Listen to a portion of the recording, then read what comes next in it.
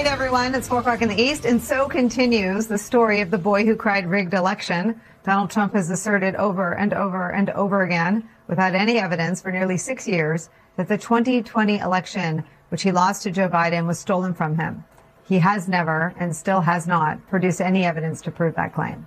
According to Donald Trump, though, that was going to change last night. He promised, quote, really big news, and finally, the smoking gun proof of election interference. Yet his 25-minute primetime address lacked any evidence, any details to substantiate the things that have been coming out of his mouth. The declassified documents he released showed nothing new. And some of the things he released even undercut the things he was saying. From the New York Times report, quote, an examination of the more than 270 pages of evidence released by the White House supports the broad conclusions already announced in 2020 and 2021, albeit with some finer details. For example, China considered modest attempts to influence opinion in the U.S. and downloaded publicly available voter rolls from several states, but never manipulated a single voting machine or ballot. One document was very blunt, saying, quote, we assessed that vote tabulation systems would be difficult to manipulate on a wide enough scale to compromise election results.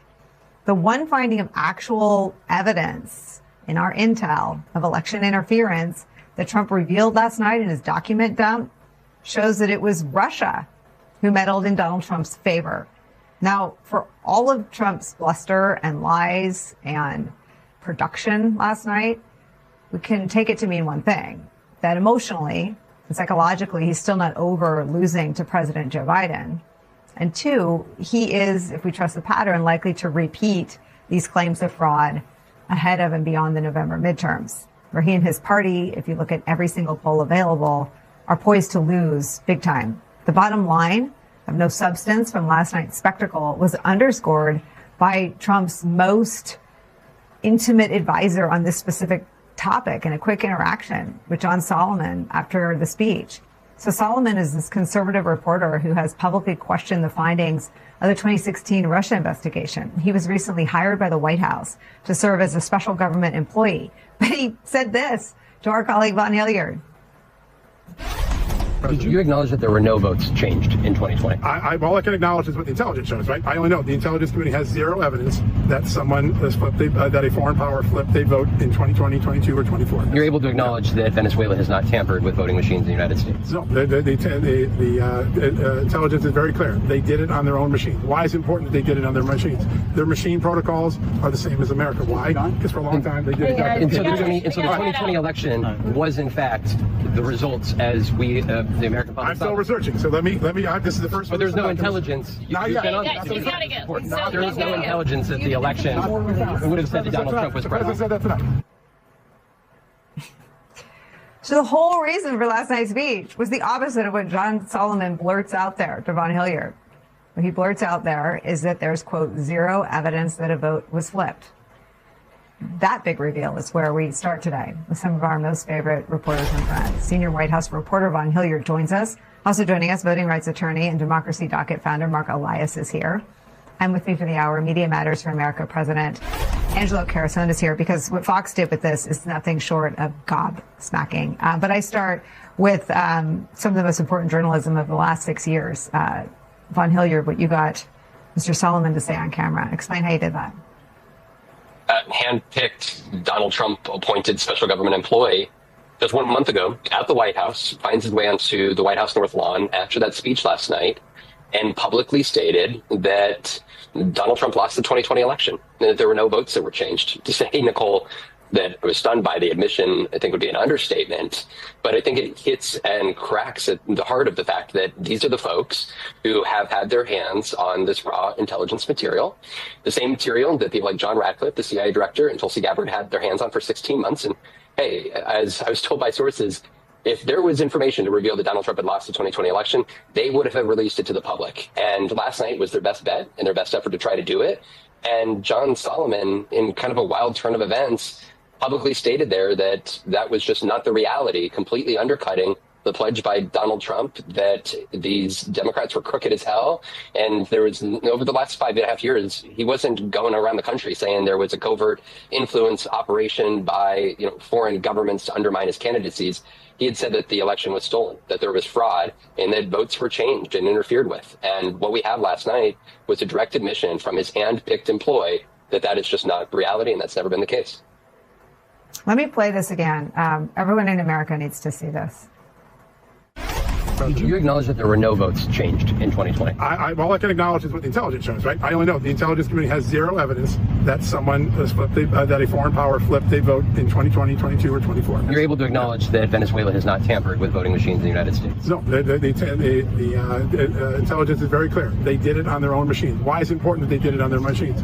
Their machine protocols are the same as America. Why? Because for a long time they did exactly. And so the 2020 election was, in fact, the results as we, the American public. I'm still researching, so let me. This is the first. But there's no intelligence. Not yet. There is no intelligence that the election would have said that Donald Trump was president. Said that tonight. Vaughn, who's the woman yelling over and over again, "We got to go," and physically putting her body between you and John Solomon? And know from your time at the White House, they're called wranglers. Essentially, they help cabinet officials that are making their way from on the driveway there around the White House grounds. And she was the one that was moving him along there in real time. Was he doing other interviews? He did an interview initially with CBS, and then believe he was heading over to Newsmax, I believe was the next outlet. But that was where we had that brief opportunity for that interaction. And I got to say, we don't have that many opportunities, interactions as much these days, and we're limited. MSNOW, we haven't been welcomed into the Oval Office since our separation from NBC, and so our opportunities to see some of these officials are very limited. I will say that MSNOW's reporting has been repeatedly cited by folks that were even cheering on the idea that there was mass conspiracy and fraud in the 2020 election. We had been reporting about the intelligence that the president had available to him. I was told, for example, Nicole, that the president had intelligence related to China's influence campaign, and that there were deliberations that had been in intelligence community for the last year and a half, and that the president was aware of the influence efforts of China dating back to 2025, and notably dating back to earlier this year, before he went to China in May and met with President Xi and called him a true friend. And so we heard last night the president suggest that, this was a mass undertaking by this foreign government, China. But at the same time, he was aware of this intelligence, and the White House was before he went to that trip to China. Mark Elias, there are about 4,000 things to ask you about. But first on the bombshell confession from John Solomon, that quote, there were no votes flipped in 22. He does it in this weird order, 2022, 2020, 2024, and that Venezuela did not interfere. No foreign government interfered in the U.S. election of 2020. Yes, Donald Trump lost the 2020 election. There were no votes flipped. We know that. We knew that before John Solomon said it. I agree. It is a surprise, and kudos to the reporting here to get John Solomon to say it on the record. The woman who was charged with wrangling him, you could tell, was like she was dying inside. She's like, I am somehow responsible for this mess. Let me get him out of here. But the fact is, there were no votes flipped. We knew this before. There were recounts. For example, in the state of Georgia, there was a hand recount, any machine recount, and nothing turned up that there was anything irregular that went on. What we have to pay attention to, though, Nicole, is the second part of the speech, and particularly right before he gets to the SAVE Act, when Donald Trump pivots from this nothing burger of misinformation and lies to saying that he now needs to fix the elections and that he is going to have the government scrub the voter rolls. And we saw today the Secretary of Homeland Security ratchet up the pressure once again to get access to the sensitive voter data that these states have. It is also not, it should not be lost on people that the Department of Justice lost their 16th lawsuit today, just before we came on air, this time in Connecticut. They are now over 16 in getting that data. But you and I have been talking for months about the frantic efforts of this administration to access these voter files so that they can remove voters from it. Remove U.S. citizens from it. And I believe, as strongly as I sit here, that what they are trying to do is remove Democrats from the rolls so that they can gain an advantage and make up the deficit they have this fall. I want to start this conversation with former DHS Chief of Staff in Trump's first administration, Miles Taylor, and Jenna Griswold, Colorado's Secretary of State, who's been battling false election claims. She's also the Democratic nominee in the race for State Attorney General. It's good to see both of you this morning. Miles, I'm going to start with you and just let you go and give me your reaction to this primetime address from the president last night. It's very hard to dissect this because in more ways than I expected, Donald Trump shot himself in the foot. And you said this in the lead-in. I mean, again and again, his goals last night were contradicted by the own documents he released. He wanted to show that there was a sweeping Chinese plot to keep him from becoming president. The documents themselves say that it was low-level activity that didn't result in any changed votes. He tried to portray the fact that the intelligence community hid this from him. The documents he released showed that he personally was delivered these assessments before he left office. He wanted to show that this justified the need for the Save America Act and voter ID. But the documents he released showed that votes weren't meddled with, that none of the tabulations were affected, that the election was free and fair. He wanted to show that deep state corruption affected the outcome of the election and hid this plot from the American people. What his documents he released ended up showing is that the information was declassified 5 years ago and that Donald Trump himself was briefed on it as far back as 2018 and made public speeches about it. If anything, the president last night should have thanked all of these public servants in intelligence, law enforcement, and homeland security under our first administration who helped protect his campaign, the Biden campaign, and the 2020 election. It was really, really extraordinary to me. My takeaway by the end of it was, I don't know how this speech got out of the White House and that no one said, Mr. President, you're about to prove the opposite case you think you're proving. But that's what happened last night. Jenna, at the same time, his allies, both political allies and in the media, I mean, they're cherry picking pieces of this, running with it as though there was groundbreaking information, despite the fact that experts say it's sort of a reheat of all the same stories and narratives that he's tried to push over the last 6 years. I think one of the most dangerous parts of what he put forward to was, the president saying that DHS has compiled this list, 278,000 non-citizens, they say, registered to vote. And when you hear that and you understand that we're 109 days away from the midterms, what do elections and law enforcement officials at the state by state level need to be doing to prepare right now, knowing that this DOJ may go after them if they claim and say that non-citizens got the opportunity to vote on their watch? That's a great question, and good morning. Thanks for having me on. To take a step back, I totally agree with Miles that the presidential address was used to push out more election lies. The documents are nothing new, no bombshell, just a bunch of recycled, debunked claims by Donald Trump about our elections. But you are exactly right. That address and what the president has been doing is fundamentally dangerous for American democracy. Make no mistake, he is in an open power grab and actively working to destabilize the 26 elections. We have seen him weaponize every lever of the federal government, including now the presidential address, to try to inject chaos and doubt into the elections.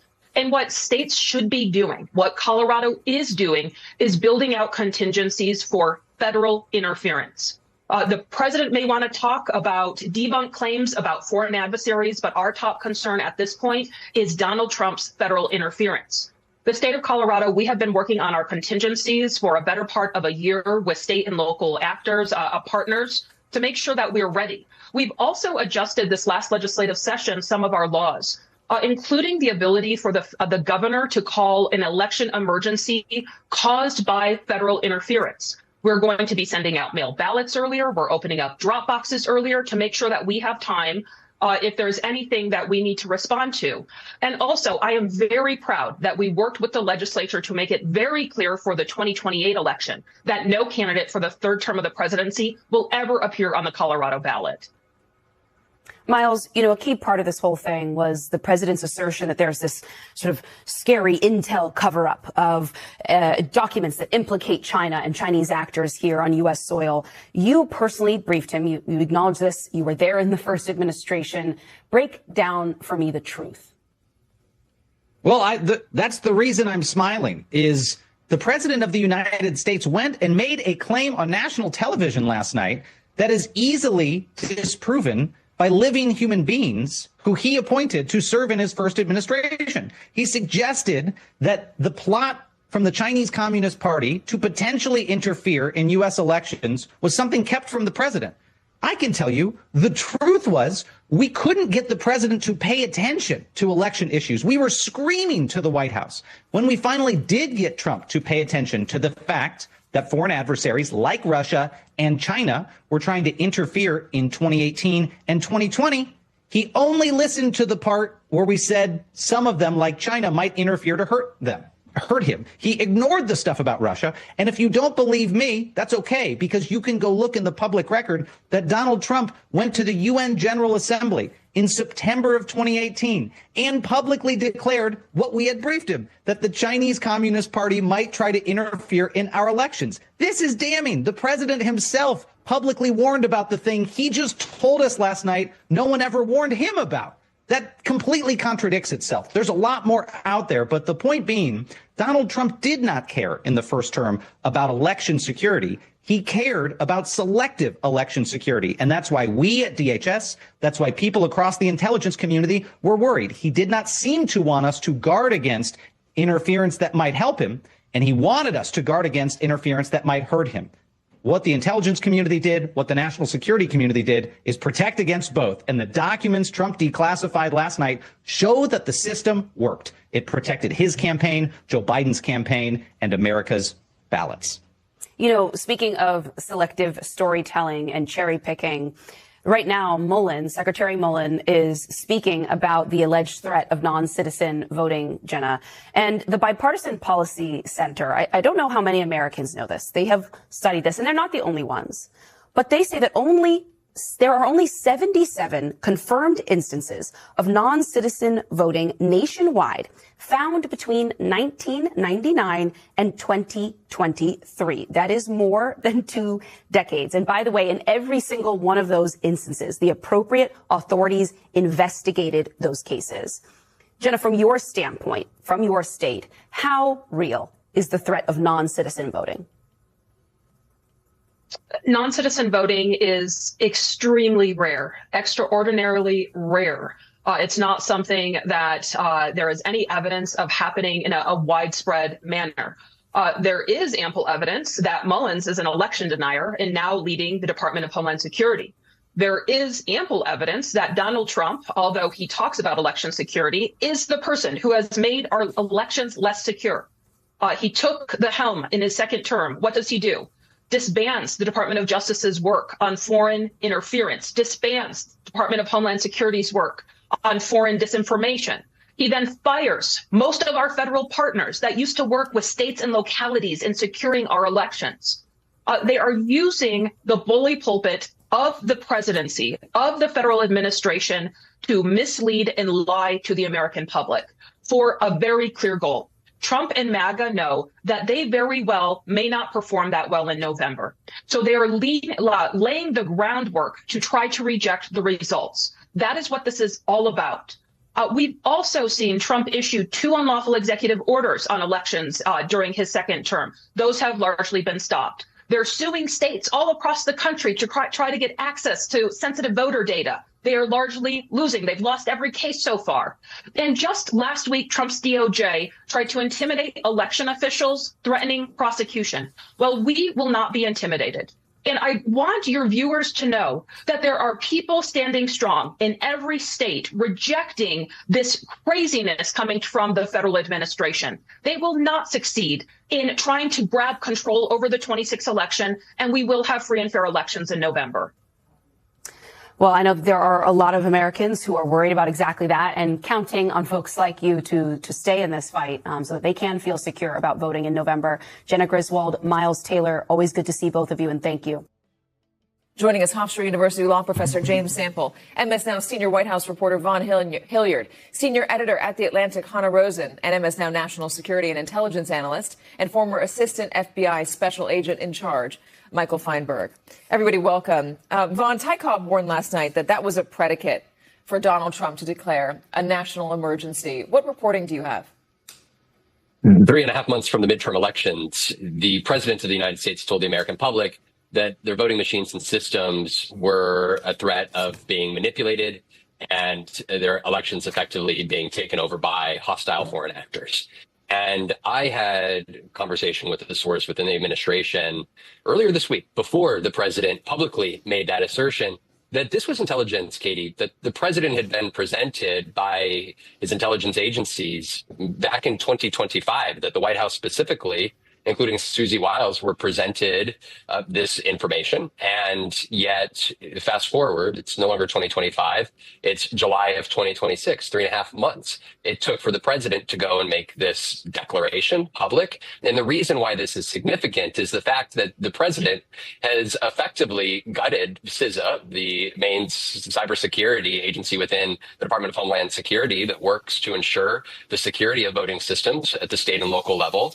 And just today, Mark-Wayne Mullen, the DHS secretary, threatened states that don't turn over their voter rolls that they're not going to get any federal resources to help with their elections. And so essentially the president is setting up, Katie, out of his speech last night, a potential of declaring a national emergency or some means in which he tries to justify the federal government potentially trying to handle the elections in the states based off of what he set up was a national security threat posed by foreign actors.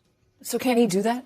He can try, but legally speaking, the answer to that is absolutely not. And the reason I say that the reason is absolutely not, Katie, it actually goes to a different president, Truman, not Trump. And this takes a second, so I want you to bear with me. But 1952, Korean War, there's a threatened steel strike. And Truman wants to seize the steel mills because in the middle of wartime, losing the ability to produce steel is a very serious matter. He declares a national emergency and wants to seize the steel mills in order to put them to work, in essence. The Supreme Court says, in an opinion that it remains a landmark to this day, an opinion by Justice Robert Jackson, sets out a three-part test for what a president can do merely by declaring a national emergency. And the test is simple. It is based around the relationship between Congress and the president. Have Congress been silent on the question? Is Congress supportive of the question? Or has Congress spoken against the action that the president wants to take? The president here is trying to, in essence, pass the Save America Act without Congress. That puts the president at his lowest ebb of power. He does not have the power to relocate constitutional authority that exists in the legislature. The word emergency is not a get out of. You had three examples there. What is this Congress doing? This Congress has rejected the SAVE Act repeatedly, as we know. So that would put President Trump declaring an emergency and trying to do any of these things at his lowest level of potential power vis-a-vis. Declaring an emergency doesn't solve that problem. So if he tries to declare it, I'm trying to get the logistics here. If he tries to declare it, what happens then? I assume there'll be lawsuits. Is there an injunction? Does the Supreme Court get immediately involved? What is the process? There would be injunctive relief immediately. There would be lawsuits. There are lawsuits that are being prepared for this eventuality or hypothetical eventuality. Right now, the lawsuits are already prepared and ready to go. Could it happen fast enough before Donald Trump started trying to seize voting machines or whatever it would look like to declare a national emergency? He could declare the emergency. It doesn't change the fact that declaring an emergency, we have statutes, a National Emergencies Act, IEPA, which was the statute at issue in the tariffs case. Think about IEPA as a perfect example. It certainly applies to foreign monetary policy. It applies to lots of things.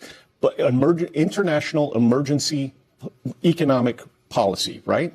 The Supreme Court said the word tariffs isn't in the statute. The word taxes isn't in the statute. You know what is not in any emergency act, any emergency statute? Elections? The word elections. He has no authority to assert executive power over elections. And the reason here, Katie, is simple. The framers of the Constitution didn't omit that emergency power accidentally. They were very aware of what an executive who had control over elections could do. Well, that's heartening. All right, let's talk about what the president tried to claim last night. He presented a lot of intelligence, declassified stuff, tried to make it sound like it was big and revelatory, that this was information that was being kept from the American public. Michael, did you see that? No, not at all. What I saw the president do was a subtle but very manipulative maneuver. I don't know if it was of his own volition or because his advisors set him up for this, but he fundamentally elided the difference between raw intelligence and a finished analytic conclusion.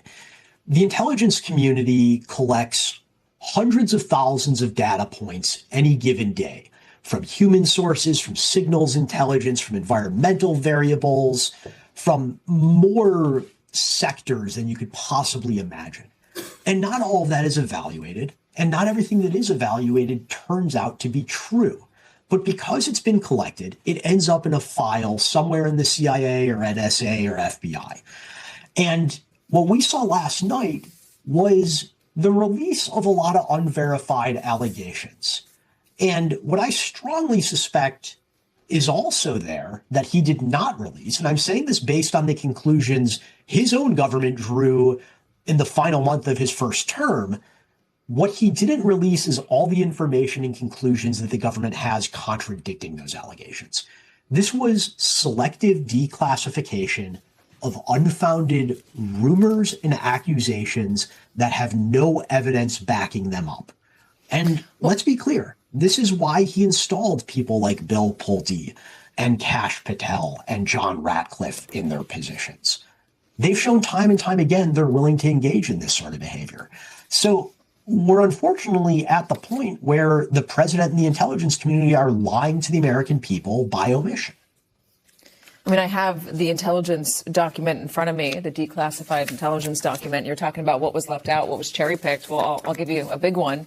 We assess that Russia is using a range of measures primarily to denigrate former Vice President Biden and what it sees as an anti-Russia establishment. For example, it's directing or encouraging proxies to spread claims about Vice President Biden.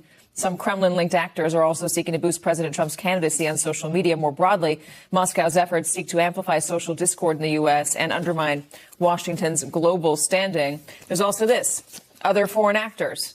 A range of other foreign actors have expressed preference for the outcome of the election. We have reporting on a few that have either considered or taken steps to attempt to covertly influence U.S. voters, presidential candidates, or U.S. politics surrounding the election. That includes Turkish officials. The president has been glowing about Erdogan and Turkey of late, just leaving the G20 summit there the other day. Hannah, besides the contradictions in what was presented last night on paper and what Donald Trump tried to present to the American public, there is an inherent contradiction in the actions that he's taken. He's accepted the primary results so far this year. He's talking about rigged elections and vulnerable elections and elections that Americans can't trust. They can't be validated, he's implying. And yet, Ken Paxton is somebody that he's happy to champion. Thomas Massie lost his primary to a Trump-picked candidate. Same with Bill Cassidy in Louisiana. He's had no problem accepting those results. Why should we believe this administration is suddenly so worried today? That contradiction is so obvious, it's almost hard to talk about. What about the 2024 election? You didn't mention that. He doesn't talk about that election, but he talks obsessively about the 2020 election.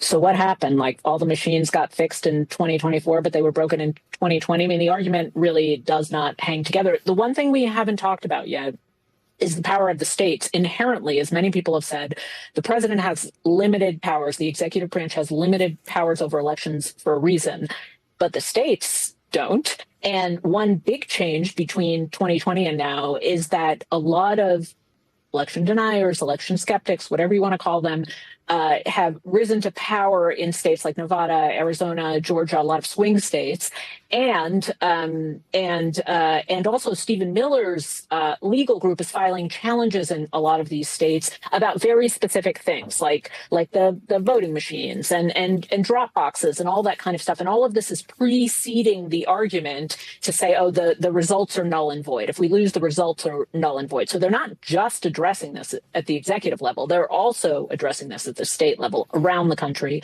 but especially in swing states. So I guess, what is that going to look like if they're going to declare them null and void? Does that mean votes don't get certified? Does that result in another riot? What is, if the courts are going to get involved, as James was arguing a moment ago, Hannah, if they start to try and deny the results at the official level, the federal level, what does that look like and what happens?